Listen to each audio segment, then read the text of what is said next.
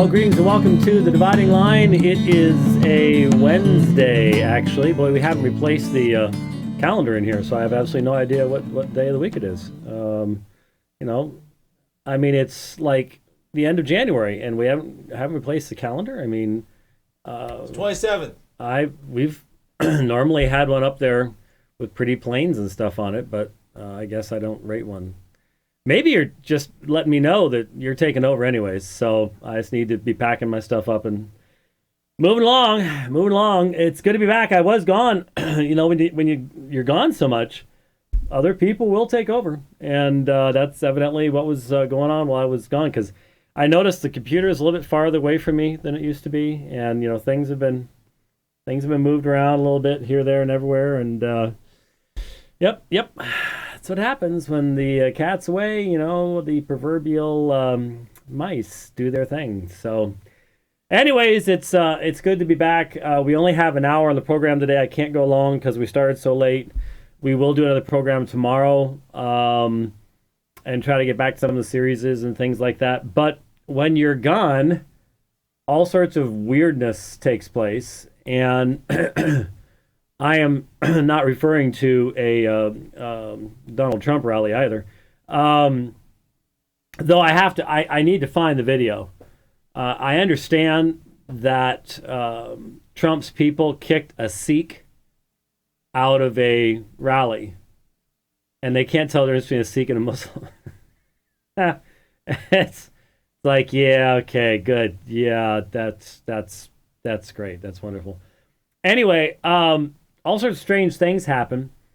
And while I was gone, and this seems, maybe it's just how you interpret things when you're traveling. And by the way, I had a wonderful time while I was gone.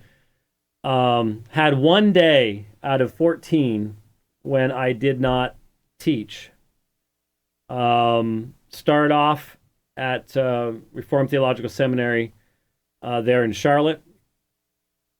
And since my favorite color is turquoise, and I've been really doing a lot of turquoise recently, especially the lighter teal colors went real well in Carolina. And glad I got out of there before the Cardinals stunk it up there really bad. That was just, I didn't see any of it. I just heard 4 picks and 2 fumbles on the part of one quarterback. It had a bad case of ugly. Okay, yeah, that maybe on their best day with no mistakes, but when you do that, it's bad.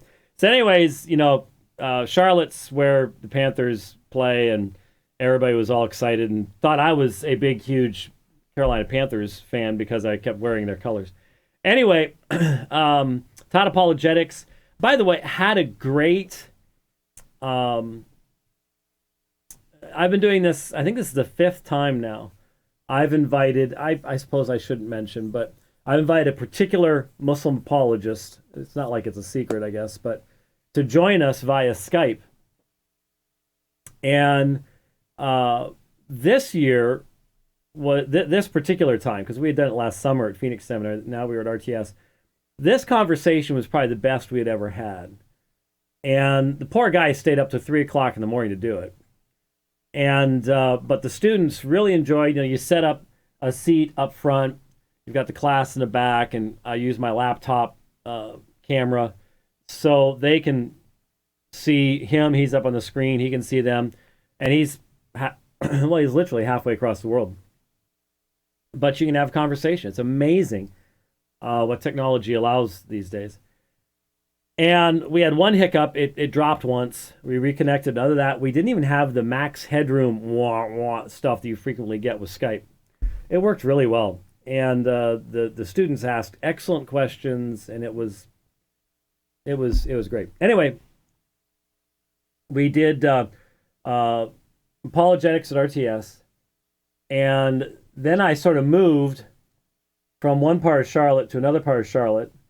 And as some of you saw, wasn't planned on my part.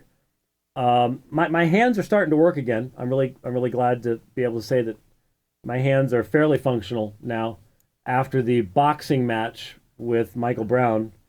Man, that hurts. Let me tell you something. That's a workout. Those guys that to get in the ring and do that for, yeah, okay. Uh, Obviously not something I do very often, but he was kind enough to allow me. He has a same type of rower I have, except his has about 1.5 million less meters on it. So boy, I need to have mine worked on. It was nice and smooth, and it was great. But I set my 30-minute PR on the rower, and Michael was sitting there, and there was an outside door, and he's sitting there opening it and closing it to fan me toward the end of the. Goes, come on, man, you can do it. You can do it. I mean, 30 minutes of rowing. If you've never done rowing, trying to set your personal record, I was working hard. He recorded the last 30 seconds of it or so and put it on Facebook. But anyways, they kept me busy too over the weekend, pretty much morning and evening. And then, of course, Michael and I did 4 hours on his radio program. I listened to the second day on my ride today because it was cool because he asked some really good questions about what the practical differences are in how we do apologetics or theology because of our different perspectives.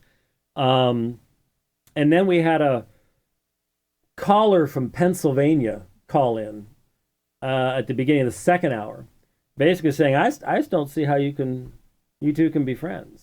And so we had the second day had some really good stuff. We also had stuff on Mormonism and all sorts of stuff. Someone even called in about Coogis, which is just great. Didn't ask about Coogis, just raised the issue of Coogis, and but it's definitely an issue. That is for sure. So, and then I flew from Charlotte to Atlanta, just skipping. I had gotten snowed on during one of my runs. That was interesting in Atlanta, or Charlotte. And then that big storm came in and just dumped all over everything. And managed in 2 weeks to run 100 kilometers during this trip.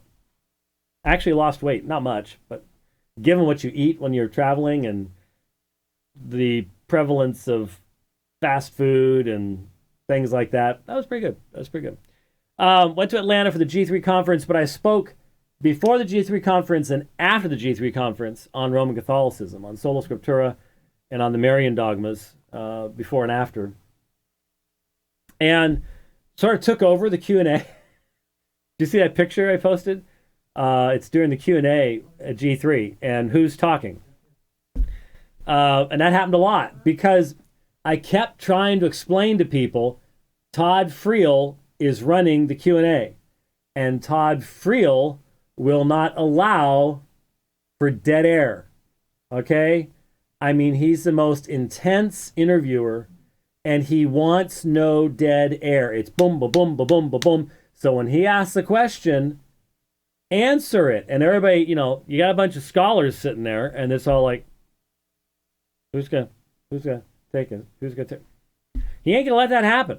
He's gonna say something insane in the meantime. So if you want to shut Friel down, you've got to answer. So I ended up having all sorts of answers during the. Well, it's on the Trinity too. Okay, it's a little something I've done a little work on, a little defense of over the years. So anyway, but the sessions were all great, and we had. Great attendance and lots of folks at the conference, and of course the Praise Mill Baptist Church does such a it's PRAY', by the way, which is, most people figure if they hear it, it's PRAISE, but it's not. Anyway, they do so much work, and their people do so much work, and Pastor Josh does so much work, and it's a lot. It's a real commitment there, but it was great to be there, and. Flew back on Sunday, and hence got to miss, because I was on the plane the entire time, the slaughter of the Arizona Cardinals. And so anyway, we are back, and so while I'm gone, all this weird stuff starts happening, and that seems to happen a lot. I don't think it's because I'm actually someplace else. I think it just adds up, or I don't know. Anyway, and so weird stuff started happening. And the first, well, it's interesting, the similarities between these things. I'm not going to go in chronological order, but the first thing I'm going to show you is a video. I could have shown you some other videos. I just didn't have the time to queue them up, and I wasn't really sure that it was something I wanted to do anyways. But this one, excuse me, this one I do want to show you. I didn't even have my tea today. I figured it was just too short, and I just ate lunch, so wouldn't go well. But I posted on Facebook while in Atlanta. I don't even know what to do here, to be honest with you, because Kent Hovind seems to believe anything Gail Riplinger says. I mean, in the video that he posted a while back where he's talking with her, he stops at her house, and they video this thing at like who knows when at night, and then they're driving someplace else or something. But she's sitting there. Remember, this woman's educational background is in interior design. Okay? She's an interior designer. And she's sitting there talking about collating Bibles in all these obscure languages and having learned these languages. And he's like, oh, that's really cool. Really? You think she can read those languages?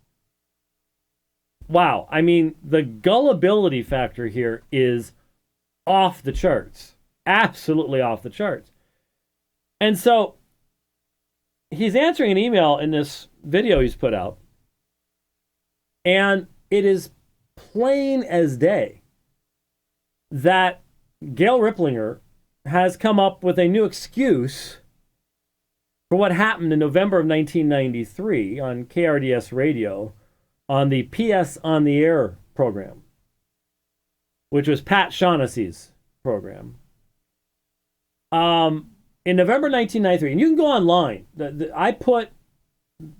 We eventually put together a booklet. I wonder if we still have an archived copy of that someplace. Oh, I know it's on the old vintage site, but I wonder if we still have I'll bet you there's one stuck in the bottom of a box someplace. And what was it called? New Age Bible Versions Refuted? What happened? And this is the facts, Dr. Hovind. I was there, and we have the recordings, and we have documentation going back to 1993 on all of this stuff. And you have nothing. All you have is slander. You don't have any factual stuff to. And by the way, I wrote to Kent Hovind, and I gave him till yesterday morning to respond to the challenges I gave to him on this issue. And of course, he completely ignored my email, did not even bother to respond. Because there is no defense to this stuff. It's just, he accused me of being dishonest. I can provide the facts. He's the one who is being grossly dishonest in this situation. And of course, he is, because he's just so gullible that he accepts what someone like Gail Riplinger, who is horribly imbalanced, says to him. Anyway, which, of course, by the way, ends up really damaging everything he does. If you're this gullible in this area, aren't you gullible in other areas, like your areas of expertise? Might want to think about that. What happened, of course, was a volunteer named Kathy called me one night, and this was back when I had my Camaro. Remember the Camaro? Yeah, the 1976, I think it was a 76 Camaro, if I recall correctly. That was one of the nicest cars I ever had. I mean, it was 74? Okay. All right. Yeah, I don't think they made the Camaro in 76. Okay. I think it was a 74. And all right, 72, 74, somewhere. You'd hit a valley or a dip in the road, and it would bottom out. On the way to Utah. Yeah. Well, not only that, I had to every time I stopped at a hotel, when I drove up to Salt Lake to do witnessing, I had to remove the spark plug from one particular cylinder and replace it because it would foul so badly. Because That was a fun car. Oh, it was. But I'll tell you what, it drove nicely. It drove nicely. They don't make cars like that anymore. Anyway, I remember I was in that car. That's just what I remember. And Kathy called and said, there's this really weird lady on the radio. And she's saying all sorts of stuff about the King James Bible. You got to listen in. Well, I was on my way home. I was about to leave for home. I said, okay. So I tuned it in on the radio in the Camaro on the, 10-minute drive home, less than that. And I caught the very end of PS on the Air, and he was interviewing Gail Riplinger, and she was saying just wild and insane things about the King James Bible. Now, I had started studying King James onlyism back in Bible college when I started taking Greek. And I even corresponded with the guy, David Otis Fuller, before he died, of the Which Bible Society. And had really gotten into it for a little while. And then it sort of, moved over to a side burner, shall we say, for a while. So I was familiar with King James only claims. And so I called KRDS as soon as I got home, but it was too late to get on the air. It was right last 2 minutes or something like that. And so I talked to Pat Shaughnessy and I said, are you going to have anyone on that can responsibly reply? Well, she says no one will debate her. I said, I will. Well, okay, I'll let her know. Okay. So he gets my I probably should get at least a thing of water. I've got a little. I did a long ride today, and the air quality during the winter isn't all that good. So you end up having to deal with that. Anyways, I gave him my contact information. He contacted me. Says she will not debate anyone who has not read her book. Okay. So I go down to KRDS and I pick up New Age Bible versions and I read the thing, and I am flabbergasted. I've said many times, there are more errors per page on Gail Riplinger's works than you'll find in anything the cults have ever produced. I mean, it is just that bad. It is irrational.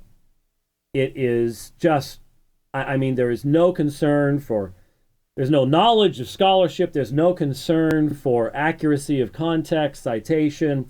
It's just lunacy is what it is. It's lunacy. And so I put together, thank you, sir. I put together notes on the book and showed up at KRDS, and we did 2 days. Now, the program was only half an hour, so it's like, 21 minutes per segment or something like that? Ain't much time. And she had been given days. I was given 5 minutes. 5 minutes to respond to days of her presentation. So it wasn't really fair. And the second day, there was a ringer that was allowed to call in. Judy Penalto. Judy Penalto, who I don't think has a program around here anymore, but she did back then. And who later would do a series called The Public Spanking of James White. Of course, she wouldn't ever interact with me. Now, again, most of these folks like monologues, not dialogues.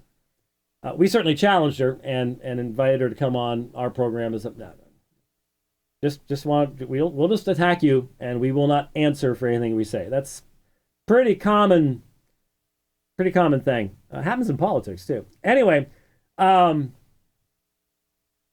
it just went really, really, really, really badly for Gail Riplinger. And as far as I know, that was the last time she ever did any media appearances where she had to answer questions from a critic. My understanding is she requires you, she sends the questions you're going to ask. You can only ask the questions that she sends to you. She never engaged anyone ever again. It was that bad. Throw the cassette tapes out, or are they still in that box? Yeah, so we have cassette tapes going back to 1993 of these programs, and that's what's on Sermon Audio. Never has anyone made the allegation that Kent Hovind is now making. Never. What? Two things on that. I edited them together, pulled out the numerous commercials that were Right. in the equation. That's what's there. Is it's all together. Yep. The other thing is that for them to think that why wouldn't you be in the studio? The studio offices were like literally 10 minutes from Oh yeah. where we live. Weren't they on? They were just south of Dunlap Freeway. off of Black Canyon. Yeah, Freeway. And we had friends working there. Yep. I know. Yeah. So, like I said, I was in studio. She was the one on the phone. I was in studio, and I remember it very, very clearly to this day. In fact, and that booklet that I put together, my notes that I had taken to the radio, and I used 1/20th of the notes because I was given so little time. That booklet became wildly popular. And that's what led eventually to the writing of the King James Only controversy. So, with that background in mind, let's listen to what Kent Hovind had to say and take it apart, and let's see how this works. Here we go. Thank you for answering my previous email about the pre-King James Bibles. I might check out Gail Riplinger's material. I just talked to her an hour ago in Virginia. There's a debate that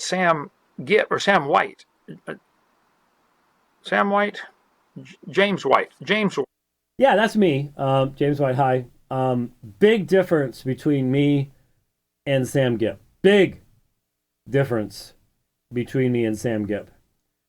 Though something tells me, I wonder, what is Sam Gipp's view of Gail Riplinger these days? Maybe someone would like to write him and ask. That could result in a really interesting YouTube video. But hi, Kent. I'm James White. The King James Only guy is named Sam Gipp, and I don't know how you could confuse the two of us. He said he did a debate with her. He did not. She was on a radio program talking. He was just one of the callers that called in. Now, where do you think he'd get this from? Gail Riplinger. Now, this was 23 years ago now, and Gail's not as young as she used to be. Maybe she's just, not reviewed it recently. But anybody who listens to the audio, which is available on Sermon Audio, if you just put in James White, Gail Riplinger, does that come up? Could you look for that on Sermon Audio and make sure that someone can Google that? If you listen to the audio, it's painfully obvious that I am in studio. They didn't have VoIP back then. Didn't have Skype. I wasn't doing an ISDN line from my house. I was in studio. Is it there? If you Google James White versus Gail Riplinger, the number of folks that have gotten a hold of it in the past have put it up on YouTube. Yeah. So the first thing that pops is one from 2008. Somebody put it up on YouTube. I don't know that the Sermon Audio one is propagated. But if you go to Sermon Audio and put that in, will it come up? That's what I'd be interested in. Okay, I'll go. So you can go listen to it, and you will see very clearly that I was in studio. You will see very clearly that I had read her book. I did so because she had demanded that I do so. So the fact of the matter is, she knew in 1993 that I was in studio. Why she would lie to Kent Hovind now could just be, memories failing, issues like that, I suppose. Or it could be purposeful, because her works have always been filled with the kind of dishonesty that comes from cultic King James onlyism. And there is a form of cultic King James onlyism where you actually excuse lying about people, but it's because it's all in the service of the King James Bible. That's something to keep in mind. He greatly edited out all of her responses. That's going to be pretty interesting, given how much time not only does she have on the program, but the fact that we go back and forth. So how could I edit out her responses when I was interacting with her and we were just going back and forth. Like listen to the acrostic algebra section. How could I edit her responses out? Because I was asking her questions. Well, where did you get this? Well, God gave it to me. Well, then why did you call it the NABV, NAVB when it was the NASB all throughout the rest of it? Well, that's what God calls it. How could I edit out? What's painfully obvious here is Kent Hovind has not listened to the program. So he's willing to take slanderous falsehoods from Gail Riplinger, not check anything out, not even listen to the programs, and just throw it out there. He's willing to attack the brethren on the basis of the words of Gail Riplinger. And he has not verified any of this for himself. Nothing. Absolutely zip, zero, nada. Now, compare this with the 3 videos I did back in 2008 about Kent Hovind's King James only videos that were online at that time, which he's going to mention here in a moment. And you'll see the difference. When I responded to Gail Riplinger in the book, in the King James only controversy, I sent her the chapter, asked for any interaction, any responses. It got to the point where whenever I would send the fax machine would hang up after the first page as soon as she saw who it was. And even though I was absolutely transparent and completely accurate in citation of her, fair in my citation, which she is not fair with anyone that she deals with. I mean, she doesn't even know what the word fairness means on that level. Even though I did all that, she threatened to sue Bethany House if they published the book. I wonder why. Like I said, this side likes monologues, not dialogues. What? So what we've got up there is if you search New Age Bible versions, refuted. That's what it's called, New Age Bible versions refuted. All right. So if you go to sermonaudio.com, search New Age Bible versions refuted, you'll be able to listen to the whole thing for yourself. You will be able to listen to what Kent Hovind has not listened to. Actually, there's a lot of things, obviously, Kent Hovind has not listened to. So if you see that James White thing, where picking on Gail Riplinger and she's, making a fool of her, that's because he's disingenuous. That in English, that means lying, deceitful. Okay, not true. Yeah, so there you go. I'm lying, and he won't even bother to listen to the actual encounter, because no rational person or honest person would be able to listen to the encounter and believe any of this stuff. So this cultic kind of King James onlyism is based upon just believe what your leaders say, don't check it out. Check nothing out. That's what you have in this kind of cultic version of King James onlyism. About what happened with that. So call Gail, avpublications.com. They got an 800 number. I just talked to her in the last hour. Let me get the number for you here. Contacts, logs, Gail. Called her at 10:52. It's 11:52, so less than an hour ago. Their number is, I think that's the 800 number. Yeah, 276-251-1760. 276-251-1760, and say, hey. That doesn't sound like an 800 number to me, but that's just me. It sounds like a 276 number, actually, but. Happened with James White. I understand he did a YouTube on me also. We've got, 200 views now, so I don't have time or interest. Yeah, 200 views. 200 views. Well, I decided to go sort of look around. I posted a graphic yesterday on Facebook.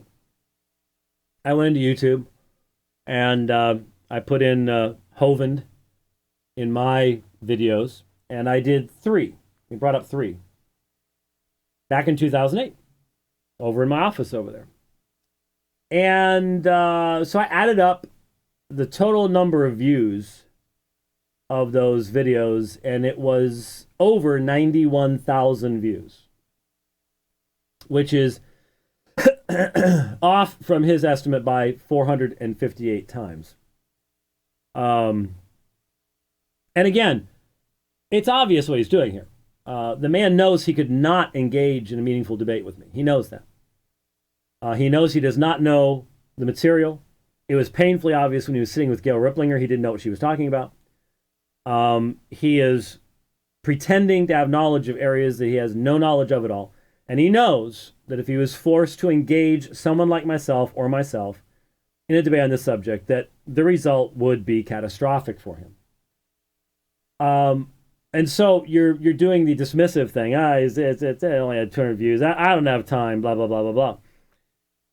The sad thing here is, of course, that this man puts out information on biblical creationism. And anyone watching this goes, yeah, I can trust his use of the data. Sure.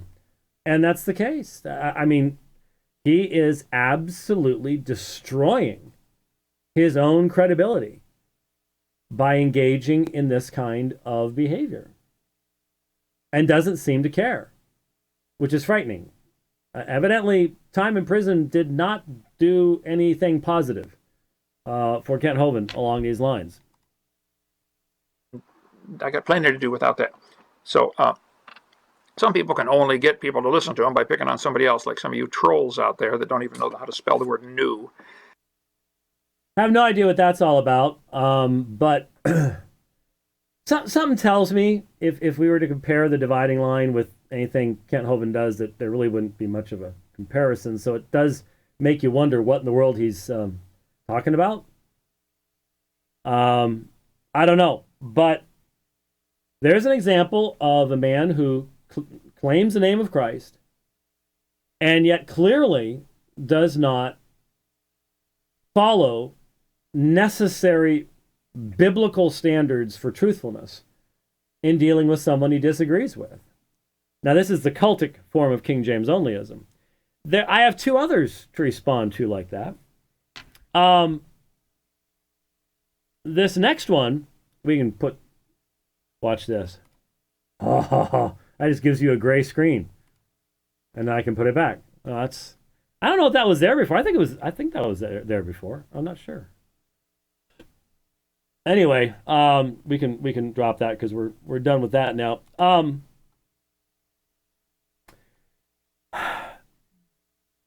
Walid Shoebat. I had someone at one of my speaking venues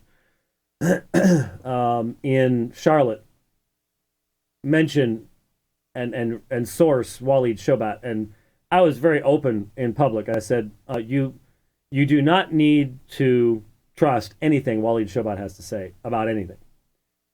I was very straightforward about it because he has gone absolutely positively loopy. If he hasn't always been loopy, he's definitely loopy now. And he's become a Roman Catholic. He used to bounce around in the neo-evangelical, charismatic realm somewhere.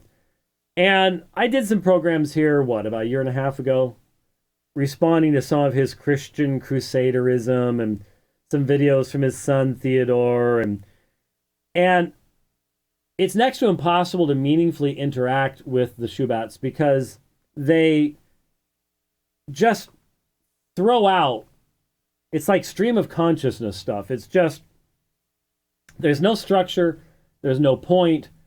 And then there's this, and then there's that, and this, ever thought about that? And it's just, I mean, it makes a Dave Hunt lecture look overly structured, which if you ever went to a Dave Hunt lecture, you realize Dave Hunt never finished a lecture on the topic he began on. Okay? And so, but Dave could get away with that. The Shoebats is just end up writing these massively long articles about nothing. They go all over the planet. And so someone sent me a new blog article or something from Walid, and I was just scanning through it. I wasn't spending much time with it because, again, it was just standard, shallow level, all the Ignatius stuff. Ignatius believed in transubstantiation, blah, blah, blah, blah, blah. Stuff we've dealt with for years. And and serious people don't do this stuff because they know that there is a certain philosophical background necessary for transubstantiation to even be understandable that Ignatius never would have had. And so I'm just looking through it, and all of a sudden I see my name. And I'm like, oh, well, I wonder what this is about. So here it is. But such a phenomenon is not just here with using questionable characters like De Rosa. The bulk of so-called history used by anti-Catholic evangelical authors is tainted with major myth excuse me, created by non-historians, peddled as historians, and I dare anyone to challenge this. He loves to dare people to challenge stuff. I brought up this issue to the top Protestant apologist, James White, where he quickly tuck tail and run. I have the emails, and then there's a link to this very edited Facebook page where there's part of the emails there, but it's very difficult to follow. And it's just so painfully obvious that he has no idea how irascible, offensive, childish his language is. I mean, I just contacted him very briefly after I think his son Theodore had gone after Sam Shamoun. And, his initial first response was to the firewall, flamethrowers on full. I mean, just, referring to Sam as my sycophant and, all this kind of stuff. And the idea that, and again, these guys, and there is some parallels here between Shoebat and Hovind and the way they deal with facts. These guys want to make it look like they're the big, got big muscles and everyone's afraid of them and all the rest of the stuff. And I quickly tuck tail and run. And he goes on to say, this is no small issue. This is no small issue the evangelicals never address. Now, I don't think there's all sorts of questions about Shoebat's background. He claims to be a former Palestinian terrorist, and CNN has investigated him and stuff like that. And I don't know. I'm not going to get into all that. But one thing is obvious is his new fascination with Rome would be very embarrassing to most Roman Catholics, especially his arguments. But they have to make it look like they have vanquished a foe. And whether they've actually, for me, what is satisfying to me is to have honestly, thoroughly, with integrity, having engaged a person's position and having responded to it properly and fully. Whether they acknowledge that or not is irrelevant. As long as I've sought to honor the truth, to be fair, to glorify Christ, that's good enough for me. This kind of stuff, why bother with it? But that's not why they do what they do. And so, unfortunately, this seems to have also a cultural element to it that I do not understand. Walid Shoebat is Middle Eastern. And many people with a Middle Eastern mindset confuse the loudness of the rhetoric and the temperature of the language used with demonstration of truth. So if you yell loud and you insult your opponent appropriately, you win. And it's sadly obvious the Shoebats do function on that level. And the other thing that happened while I was gone is also relevant here. And that is a Arab Christian by the name of ChristianPrince. Now that's a pseudonym, obviously, and I would assume, as with so many others in this situation, that this individual has family in a Muslim predominated nation, area, whatever, and therefore it is appropriate and wise to use a pseudonym rather than your actual name, lest some harm come to your family or whatever else. Fine. So I do not know who ChristianPrince is. I know people who do know, and I have not asked them to tell me. I don't want to drag them into the middle of this. I don't want to cause issues for anybody. ChristianPrince has, decided to start doing this. I don't know how many videos he produced. Well, the term production there is a little, anyway. They're sort of rough in their production value, shall we say. Anyway, but he just started cranking this stuff out, and it's invective-filled, insult-filled, ad hominem-filled stuff that's really difficult to follow because it's sadly clear that the gentleman cannot follow the main thrust of an argument. So he goes back and takes issue with the comments we made about Robert Morey's nuke the Kaaba stuff. And instead of focusing upon the real issue, which is would nuking the Kaaba end Islam, he decides to go after all sorts of other things. I'd mentioned how many times the Kaaba had been torn down, rebuilt, and the one thing that remains consistent is the black stone. And he went off on the stuff like this, off stuff like that, but didn't seem to get the point. That, well, for example, it's well known today. They've run the numbers. The fifth pillar can't be fulfilled today. The fifth pillar of Islam, Hajj. The Saudis do not allow enough people in to perform Hajj. Given the number of Muslims there are in the world, the fifth pillar is already having to be somewhat, shall we say, spiritualized in the sense of the Hajj of desire or whatever else, like baptism of desire. But he doesn't seem to get what the point is. And so he goes off after this little thing over there and that little thing over there that had nothing to do with what you were saying. You weren't even thinking about that. But that becomes his major focus. And sometimes it just gets really childish in its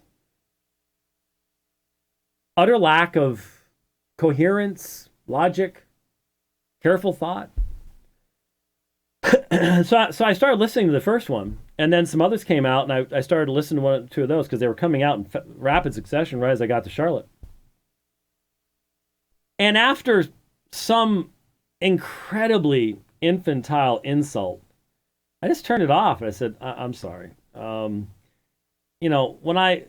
night I blocked this Roman Catholic kid that he writes for christiansundivided.wordpress.com. And I guess now if anyone likes any of my tweets after I blocked him, he texts them with a URL to this questions for Christians. Where does your New Testament come from? Again, simplistic Catholic answers level stuff that has been refuted for literally hundreds of years. But this kid didn't care. And when it's like I don't need to read any books. I don't need to do any study. I know my stuff. It's like okay, whatever you say. But same type of attitude on the part of ChristianPrince. Just no ability to show enough self-control and restraint to be able to look at another position. And what got him going was that I dared to say that we need to be consistent in our analysis and our examination of what others have to say. And evidently that's just a really bad thing, especially if it means you actually have to listen to what a Muslim is saying. No, you don't have to listen to what a Muslim is saying. They're all the same. And if you don't operate on that level, then you don't know what you're talking about. And look, up until last week, up until whenever this happened, all I knew about ChristianPrince was I had seen him cited numerous times by Sam Shamoun. So I had a basically positive thought about the guy. I figured he's involved maybe over there in that Pal Talk place. Where Sam hangs out. Maybe he's involved over there, done some written debates, something. I'd seen some references, but I had a fairly positive thought that, well, this is someone who reaches out to Muslims and stuff like having now been the object of his scorn and ridicule, it seems to me that a culture has developed in the internet where you have Christians and Muslims just hacking away at each other electronically. And from both sides, it breeds the mentality that all Muslims are like that and all Christians are like that. And if anyone says otherwise, then it seems to me that ChristianPrince finds me to be a danger, because if I'm right and there are other forms of Islam and we need to engage those things at a higher level, then, well, that means my arguments aren't always going to be the best. And that kind of narrow-minded dogmatism becomes really ugly. And none of these folks seem to have the ability to say, I was wrong, or I've been wrong about anything at all. And that's pretty dangerous as well. Which reminds me that this morning I linked to an article from ChristianPrince. And sorry, Chris Arnson, I'm on the air right now. My phone's ringing. It's Chris. No, he's got his own program to do. He's probably. It's just like someone probably bailed on him. He's going, help me. It's like he knows the worst time to call. He just knows it. Now, where'd this go? Okay, here. I went to channel this morning, and someone, I forget who it was, mentioned that J.D. Hall had mentioned me on the Pulpit and Pen broadcast. And here's the quote. Turretin fan quotes it on his Facebook page. It's kind of like when Pulpit and Pen did the post on the Pope regarding the cross is a failure. Dr. White disagreed with me, and instantly people are like, just admit that you're wrong. Admit you're wrong. You never admit you're wrong. I'm confused. Why am I wrong? Oh, because the smart guy disagreed. Right. And then, of course, the Pope said the same thing, this time with no, humanly speaking, with no clarification, with no asterisks by it. We were right all along. This is from the Friday podcast. And Turretin fan puts together, as is his wont, a series of rather obvious observations that make it clear that this wasn't a matter of feelings and emotions. It was simply allowing a man to define his own terms. But JD doesn't think that that's an appropriate thing to allow for someone who is a heretic. Now, I certainly agree that the Pope is a heretic. This Pope is a hairy heretic. This Pope is a fluffy heretic. I don't think this Pope actually believes half the stuff that popes before him believed. I think he's a universalist. I think he's a new agey, liberal, woo-woo, out there type dude. But none of that is relevant to the fact that in that context, he did not say what the internet exploded into asserting he actually said. And the only way that you can come up with the accusation that he actually says the cross was a failure in the way that Protestants then spun that is to simply assume that as long as you're a heretic, heretics never say anything that's truthful. They can never have a different context. You don't have to listen to the context. You don't have to worry about that. And they never say anything truthful. Excuse me. What if the Pope says the sky is blue? Seems like these folks would find a way to disagree with him. And what concerns me is there are lots of real problems with the papacy. But when you manufacture things like this, when you do not even extend the slightest bit of grace to say, well, he might have meant this, might have meant that. Let's look at the context a little closer. Let's not jump to conclusions. If you do that and end up grossly misrepresenting someone, then the argumentation against the real errors this person holds becomes weakened. That's why, for example, I learned long ago in dealing with Mormonism, you don't multiply the examples of alleged false prophecies by Joseph Smith. Because when you do that, once you get into weaker examples, all it takes is a Mormon to find one weak example. They refute that, and now they use that as their excuse to ignore everything else you just said. So what I did in the Letters to a Mormon Elder is I focused upon the really unquestionable examples, but I didn't give a bunch of examples because I wanted to be the strongest ones. There is plenty wrong with the Pope's theology. We don't have to be making anything up. We don't have to be interpreting him in some wild fashion that his words do not indicate he actually meant.